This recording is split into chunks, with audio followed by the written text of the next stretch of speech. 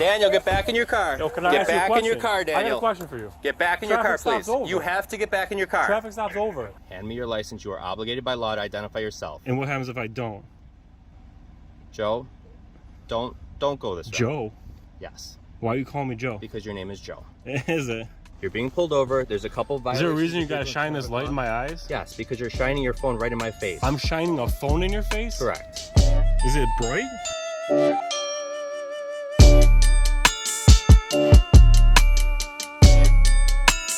Hey, Sheriff, Phil Steady. Daniel, how are you? Dan Worms. Quick question. Do you know about Captain Matthew Grange's middle school hit list where he plotted to kill the students? Do you know about that? We're here for shop with a cop. I'm not dealing with that today. I'm just asking if you know about it, that's all.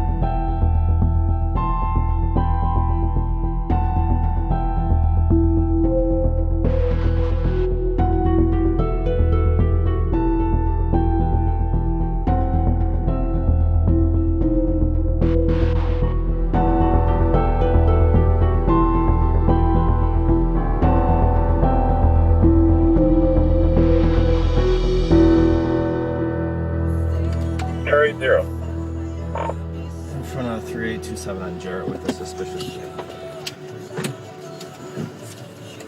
10 for Jarrett.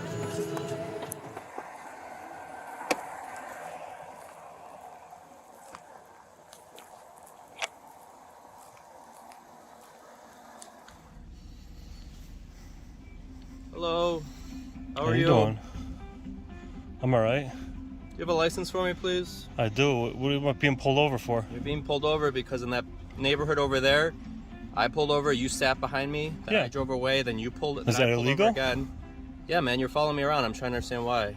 That's not illegal though. I'm trying to understand why you're following I'm me filming you. around. I understand that I'm filming you as well. Alright. Why are you It's not behind me? illegal. That's not a reason to pull me over. Well, okay, then I'll go with your obstructed view right there, the stickers on your back window. Hold up. Captain Matthew Grange just told AEC that he pulled him over for following him. After Dan stands on his rights, in which this disgrace to the badge swore an oath to protect, he informs this coward that following him isn't illegal. Then, his pride and ego gets in the way. If you're not gonna voluntarily bend over and grab your ankles... Well, okay, then I'll go with your obstructed view right there, the stickers on your back window. Captain Grange is a law enforcement officer. We pay him to enforce the law. We don't pay him to pull over free Americans for anything he wants just because he doesn't like it. So what do you think, guys? Can Captain Grange legally give Auditing Erie County a ticket for obstructed view after we already told him he pulled him over for following him? Some may argue that this is a pretextual stop, which is when a police officer pulls over a driver for a minor traffic violation to investigate a more serious, unrelated crime, which was established in the 1996 case of Wren versus United States. The Supreme Court unanimously ruled that police can stop any vehicle if they have probable cause to believe a traffic violation occurred. Captain Grange doesn't have that. What he does have is the fruit of the poisonous tree doctrine, which is a criminal law rule that makes evidence obtained illegally inadmissible in court. It applies to evidence derived from illegal searches, arrests, or interrogations. The doctrine's purpose is to deter law enforcement from violating constitutional rights and to uphold judicial integrity. It's evident that Captain Grange doesn't mind violating constitutional rights, and at the very least lacks integrity as a law enforcement officer, as the very reason I'm making this video in the first place is because Captain Grange made an absolute fool of himself, so he pulled some strings to have Auditing Erie County's video taken down from YouTube. The disgraceful and manipulative behavior you're about to see from Captain Grange is just a drop in the ocean compared to the skeleton in his closet that Auditing Erie County discovered.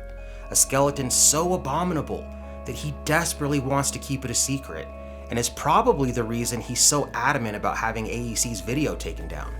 Before Matthew Grange grew up to achieve his dream of violating rights, enforcing his will onto others, and making a mockery of the Constitution, Matthew and his friend, who were just in middle school, were planning a Columbine-style unaliving. The day before the event, Matthew's friend got cold feet and dropped a dime. And that's when they found little Matthew's notebook with 6 targets, details on the students' and teachers' whereabouts, and how they would carry out this horrendous act. This intel was given to Dan by 2 credible sources who were employed by the school during the time of this fiasco. Just as Amy Ann Diamond said on the Niagara County Sheriff's Facebook page, "Really? You hired a psychopath that had a hit list in school? Cops don't become psychopaths, psychopaths become cops." I wholeheartedly believe that, and it's because American police train their recruits to be scared of the public they serve. Combine that with perceived power and authority, and it's a perfect recipe to attract those kind of personality types. I know this voiceover is long, and a lot of people just skip past these parts anyway, and I totally get it that people want to be entertained, and when I watch audits, I want to be entertained as well. But if you paid attention to this entire voiceover, I'd like to personally thank you, because not only do you want to be entertained, but you have a thirst for knowledge just as I do. Okay, so we're about to jump back into the video, but I'd like to quickly address pretextual stops. Any law that is used as justification to initiate a pretextual stop doesn't need to be a law. Captain Grange noted dice on AEC's rearview mirror that was creating a, quote, obstructed view. However, it's not illegal to drive in a rainstorm with your windshield wipers significantly obstructing your view more than some dice hanging from the mirror. These petty laws only serve as an excuse to pull you over and go on a fishing expedition so they can extort money from you and or lock you in a cage for committing a slightly more serious violation that also shouldn't be a law. You may have heard the famous quote by Cornelius Tacitus, "The more corrupt the state, the more numerous the laws." And a less famous quote, but a notable mention from one of my personal favorites, former governor of New Mexico, Gary Johnson, "Every time you pass a law, it is a little bite out of freedom." Let me know in the comment section what your opinion is. All right, guys, let's get back to it. I'm not trying to give you a hard time, but I'm trying to understand why you're following me through neighborhoods. I'm not. I was sitting there seeing you. I've decided to film you. Okay, why is that? Because that's what I do for a living. I That's film what you police. do for a living? Correct. Does that pay well? Pays good enough. Yeah. What's your first name, man? Yeah. What's your first name, man? I'm not answering any questions. Well, you're operating a motor vehicle on New York State highway. You have to identify yourself. No, if I'm suspected of a crime and riding Well, a you have motor an vehicle is you not. got an obstructed view right there, my friend. That's an obstruction. You're talking about these dice my grandma made me, That's my dead unfortunately, grandma. that's a violation of the vehicle and traffic law. If you're trying to push it that way, that's the reality of it. So, just trying to get your identification, seeing as you're now being pulled over by the police for a legal stop, you have to identify yourself. That is the law. If I'm gonna be arrested for not identifying, I'll give you my license, no problem. You have to identify yourself. That is the law. So if I don't give you my license, you'll arrest me? If you choose not to identify yourself, then that's going to make things a lot harder for you. I'm asking you, if I don't identify myself, am I gonna get arrested? You can. I can, or I'm going to, because there's a difference. Well, it depends, right? It depends on what? I'm trying to give you every opportunity here. Every opportunity to what? To cooperate and give me I your told you license. why I'm I following understand you, that, but because I was filming you, and that's not illegal. It's Correct, not illegal but it to... is suspicious. It's 1 in the morning, it's midnight, whatever time. It's actually 2 in the morning. No, it's 12 midnight. It's 12 midnight, man. You can't be following people around like this. I can follow a police officer around and film him, correct? Sure. I can follow a police officer around and film him, correct? Sure. You can't be following people around like this. But if a police officer is driving through a neighborhood and you pull up and sit behind them on the side of the road, then they drive into another neighborhood and you come up and you sit behind them again, that is suspicious, and that's an officer safety concern. Suspicious is calling. I'm not going to argue with you. You need to identify yourself. If I'm like I said, if I'm going to get arrested for not identifying myself, I will produce you my license. But if I'm not, I do not wish to. I do not wish to waive my Fourth Amendment rights. So I'll make it real simple. I have a license. It's right here. I do not consent to any lawful search and seizures. It's right here. If you have the right to take it, go ahead. It's right there. You are obligated to identify yourself. It's right there. I'm not refusing it. You can hand me your license. I'm not refusing it. Be an adult, please, and hand me your license. So if I don't give it to you, I'm gonna be arrested? Hand me your license. You are obligated by law to identify yourself. And what happens if I don't? Joe, don't go this route. Joe? Yes. Why are you calling me Joe? Because your name is Joe. Is it? Your Bluetooth connection says Joe. Your name is Joe. And I'm gonna guess that's it's Joe Mary, calling me. Correct? That's Joe calling me. Hand me your license, please. It's right here. I'm not refusing to give it to you. Hand me your license, please. I do not wish to give my Fourth Amendment rights. I'm not going to touch your wallet. I'm asking you to hand me your license. You have to identify yourself. You're driving a motor vehicle. It's as simple as this. I don't wish to waive my Fourth Amendment rights, and I'm not giving you my license. Not but your Fourth Amendment rights. You're operating a vehicle in New York State. You're obligated to hand your license. If I am suspected of a traffic violation. You are. Obstructed view right there. Your stickers on the back. Sticker on the back. Here he goes again with the dice and the stickers. He's trying to use the plain view doctrine on this one. But Dan's protected by the fruit of the poisonous tree doctrine. He can't get his driver's license because he had no legitimate reason to pull him over in the first place. This cop should know this, and I'm not sure if he does know it and he's just being an oath-breaking manipulator because he's a narcissist and wants to have power and control over others, or he doesn't know it and he's just an uneducated, incompetent pig. Either way, it's unacceptable. Those are all violations of vehicle and traffic law. Behind my seat. Those are all, I'm just telling you the facts, man. I'm not trying to argue with you. I'm just telling you the facts. Those are the facts. You're being it's pulled right over. here. It's right here. Take it if you can. But I'm not giving it up on my own. Is your license valid? Of course it is. Okay. This doesn't have to be as hard as you're making it. No, Captain Grange. This doesn't have to be as hard as you're making it. Blame shifting is a narcissistic trait. This is a very simple procedure here. You're being pulled over. There's a couple violations. Is there a reason you gotta shine this light in my eyes? Yes, because you're shining your phone right in my face. I'm shining a phone in your face? Correct. Is it bright? And I'm doing it for my officer safety so I can see inside officer safety to blind my camera? And argue with you. It's not worth my time. It's really not worth your time. Okay? But I am trying to understand why you're sitting behind police cars on the side of the road. It is an officer safety. Because I'm filming you. I told you. How would you feel if someone was doing that to you? If someone was sitting behind you on the side of the road, looking at you? If I was a public servant, it's a constitutionally protected activity to do so. Okay. All right. Hang tight for a second, please. Officer safety. I'm shining a phone in his face.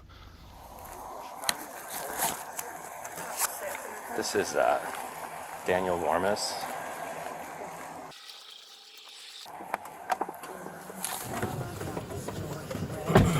Familiar.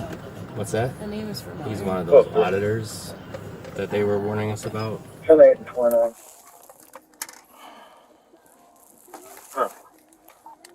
Cards are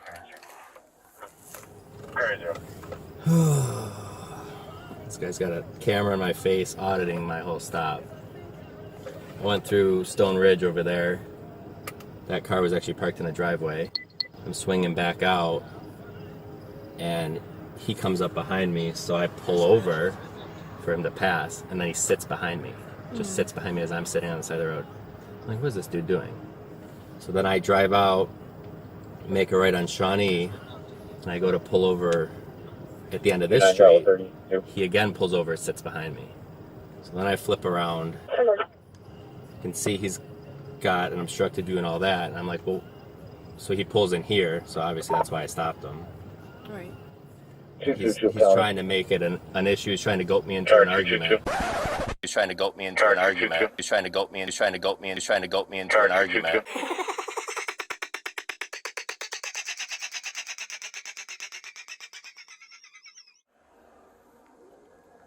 Saying he doesn't consent to a Fourth Amendment. I'm like, this is the vehicle and traffic law, man. These are your issues. But Here he comes. He's coming back. Be quiet. He's coming back. He's coming back. Be quiet. He's coming back. Be quiet.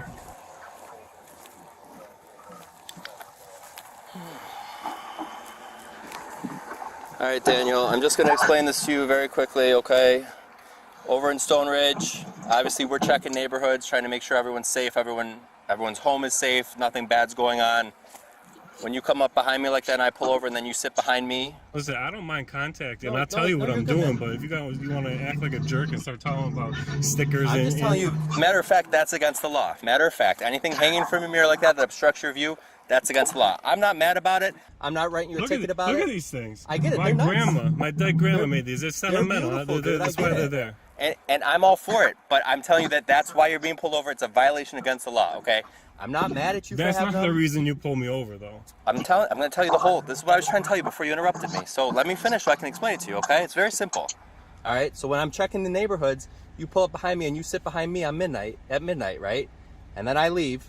Then I go down Shawnee Road. I again pull over. You again sit behind me, okay? Do my U-turn. I see you. I see your car. I see your issues with your car, your violations. It is what it is. Then you pull into another neighborhood. My concern is this. People pay a lot of money to live in this nice area of Wheatfield, want to make sure their houses are safe, everything is good. So if you're going through neighborhoods, but then you won't pass the police, or you won't see me, or you won't get near me, but you can sit behind me, right? That's kind of suspicious. So that's what alerted me to your car. You have violations in, whether you like it or not. Those are beautiful dice. I'm very sorry about your grandma. That's great that you have those there to, sentimental value for her, but it is a violation of the vehicle and traffic law. I'm not going to write you a ticket for it because I don't think I need to, but I'm explaining to you why you're legally, lawfully pulled over and why you legally and lawfully have to identify being pulled over like this, okay? So it is what it is. Then why wouldn't you commit to saying, yeah, if you don't give me your ID, you can be arrested? Because I was trying to de-escalate with you and not get into an argument with you. That's just, because to me, that's, listen, I obviously, you know who I am now because you ran that, and I'm sure there's a bolo out about who I am and what I do. You probably know about my YouTube channel, and I investigate police, and I didn't lie to you. I do follow police, and I do film police. And let me tell you, like, between me and you, I don't hate police, all right? For you to tell me you got to shine your flashlight in my phone because I'm shining in your face, like, there's no light emitting from my phone except for the reflection coming off your flashlight, right? The reason that I followed you today is because somebody from this neighborhood told me that for some reason a patrol comes through there on the same night, every night, around the same time, and sometimes they drive through the neighborhood without any lights on. That to me is suspicious. All right, you came through there, you patrolled. It looked like you patrolled, looked perfectly fine to me. But when I hear that a police is rolling around a neighborhood with no lights on, doesn't that sound suspicious? So let me ask you a question. Why is it? I mean, I appreciate what you're doing, looking out for your friend, right, in the neighborhood, but police officers are always going through these neighborhoods because I don't know if you know this or not, but there's a lot of car break-ins in the town of Wheatfield. And listen, I respect and I appreciate that you patrol the neighborhood. But I'm telling you, I would never have been waiting. I would never have waited to see what the cop's doing if I didn't hear and have video proof evidence of a cop rolling through the neighborhood with the lights off. Why would a cop roll through the neighborhood with the lights off? Maybe there's a suspicious person in the neighborhood they're trying to sneak up on. If you're patrolling and trying to show presence, wouldn't it make sense to have the lights on? I mean, that's why I'm concerned. Daniel, but it doesn't always. Because if someone is in that neighborhood stealing from cars, going through people's cars, and you come in with your headlights, what do you think that person's going to do? They're going to duck behind the car. They're going to duck in between the houses. So do you want to catch the bad guy? And I can appreciate that. I appreciate that you guys are out doing your job. I do. I'm explaining it to you, right? That's why we're checking neighborhoods. We check neighborhoods every single night. So basically, they go around looking for crime in order to generate revenue, disguised as trying to keep the neighborhood safe. Because we all know that law enforcement has become a business. Do firemen look for fires to put out? Do EMTs patrol looking for injured people? No. And do you know why they don't? Because there's no money to be made by doing so. And I know I'm preaching to the choir right now, which is great, but we're the minority. The vast majority literally believe that tyrant, oath-breaking scum like this coward in a clown suit right here are heroes. So tell your buddy that lives in that neighborhood that he'll probably see a lot of sheriff's cars in the neighborhood, and they'll be checking the neighborhood because we're trying to make sure everybody's safe. That's a very nice neighborhood. This is a very nice neighborhood. We don't want anybody to be a subject to crime if we can prevent it. That's our job. That's what we do, especially on midnight shift. So when you come out behind me, like I just explained to you, and then I pull over to get out of your way, and then you stop behind me and just sit there, that to me is a red flag. That's suspicious to me, right? I mean, ask you this. If I had no dice in my windshield or no stickers on my back window, you wouldn't have been able to pull me over? Actually, by law, I still could. Because to me, your activity right now is suspicious at this time of night. Suspicious of what? I just explained it to you. Suspicious right? in itself isn't a crime. Can I finish? You're in a neighborhood. You won't pass me, right? That is a type of suspicious activity, because if you were just leaving the neighborhood, wouldn't you have just gone around me and left? Or why are you then pulling into the next neighborhood over? How do I know that you're not going through cars? And I'm not saying that you are, but how do I know? This is some of the finest cop-splaining I've ever heard. Now Dan is suspicious because he doesn't know if he's going through cars. In the 2012 case of the United States versus Dell, the 10th Circuit held that Officer Tafisi did not have reasonable suspicion to detain Mr. Dell for peering into a car window. The court determined that certain behavior, specifically walking in a public area, did not create the level of suspicion needed to justify detaining a person. So if peering into a car window isn't sufficient to give police officers reasonable articulable suspicion to detain someone, how on earth is following a police officer in your vehicle? The nonsense coming from Captain Grange's mouth is abounding. So it is my job and my duty as a police officer to check and make sure that the neighborhoods are safe, the community is safe. Okay? So I appreciate what you're trying to do for your friend, but also I hope you appreciate what I'm trying to do for your friend also, and everyone that lives in that neighborhood and all of the neighborhoods. That's all it is. I told my friend he's crazy. They're just patrolling. But when he tells me and shows me a video of a cop rolling through with no lights on, sitting in front of the houses there, it makes me suspicious. And you can understand that, right? Well, maybe they're working on an investigation. Maybe your friend's neighborhood or neighbor is doing criminal activity and they're trying to survey it. You don't know. It's possible. But I can tell you what I'm doing is I'm checking the neighborhood, making sure that everyone in that neighborhood is not getting their cars broken into. Next, I'm going to go up to Trails End. I'm going to check that neighborhood because they get a lot of car larcenies up there too. So you don't have to follow me. Please feel free not to. But that's my plan for the night. And that's what we do when we aren't working on calls. Is it normal to be on the same night every week? This is like your patrol every Thursday for the last month? I work Monday through Friday, and I check that neighborhood almost every night. And I check this neighborhood, and I check the other ones. So you let your friend know that it's really not a big deal. Listen, I was just happen to be sitting there on that time because of the last month and a half. At that time, every day on Thursday, there's a patrol rolling through there, and sometimes with the lights off. Sounds suspicious. I don't know. Well, and you know what? And you know what's funny as much as I appreciate police, and I do, there's enough police out there that aren't the most upright police officers that, you know what? It's worth checking out sometimes. And you ought to appreciate what I do because, you know, sometimes say an officer on your line of duty does something dirty and you say something, you might end up on desk duty because you crossed the blue line, and there's this blue line gang activity that happens, all right? So if I investigate and I find no wrongdoing, it's all good. But if I find something that you can't report on, but I can, because I can't be put on desk duty. I can't be, you know what I'm saying? And you laugh about it, but it's the facts. That's the facts in life. That not all police are upright and unjust. And you know what? The ones that aren't shouldn't have a job, right? Right. We all know that. But how can you just come across the line and blow them in? Is it that easy, or are you all of a sudden a target of them? You know what I mean? Like, I'm not going to ask you to say that because you're on camera. I'm just going to tell you. Look, I'm out here for that reason. I appreciate what you're trying to do, but I hope you can now see the situation here, because you know what? I noticed this truck actually when I went around that neighborhood, and I saw your friend's garage door was open. And I made a note of that because if some break-in happens, they left their garage door open, right? I could have actually gone up and knocked on his door and told him to close his garage. Maybe I'll do that next time, but maybe that'll freak him out even more. I don't know. But, you know, half the time we stop and we close people's garages for them to make sure that stuff doesn't get stolen. Is that bad behavior? Because we do that a lot too. So, I don't know. But here's your license, dude. You're all set. I'm not writing any tickets. You have a good night, okay? Can I get your name? Officer. Officer.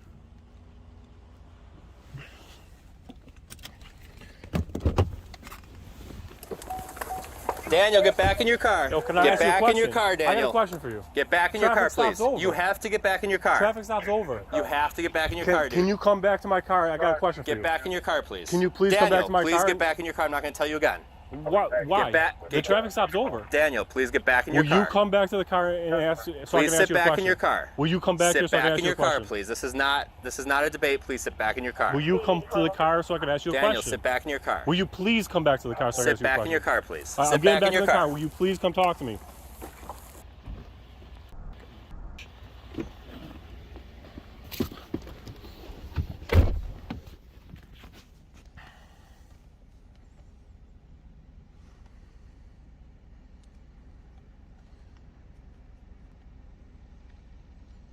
dude's backing up and backing around. Like, what the is